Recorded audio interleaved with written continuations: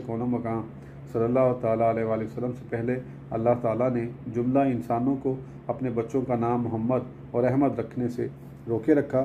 गुज़श्ता कुतुब समाविया में जो आपके इसमें गिरामी अहमद सल्लल्लाहु ताला अलैहि वसल्लम मज़कूर है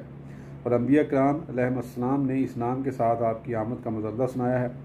तो अल्लाह ताला ने लोगों को इस नाम के रखने से रोके रखा कि कोई इस नाम के साथ मौसूम हो। चुनाचा आपसे पहले कोई इस नाम के साथ मौसूम नहीं हुआ ताकि किसी ज़ईफ़ अक़ीदे वाले के दिल में किसी किस्म का शक व शुबा वाक़या न होने पाए। इस सूरत में गुमान हो सकता था कि शायद उसी शख्स की बशारत सुनाई गई थी। इसी तरह आपके इसमें ग्रामी मोहम्मद सल्लल्लाहु ताला अलैहि वसल्लम के साथ भी आपसे पहले अरबो अजम में कोई शख्स मौसूम नहीं हुआ। हाँ, आपकी विलादत बासादत से कुछ अर्सा पहले जब लोगों में ये आम शोहरत थी कि नबी आखिरुज़्ज़मा पैदा होने वाले हैं और उनका नाम पाक मोहम्मद सल्लल्लाहु ताला अलैहि वसल्लम होगा, तो अरब के चंद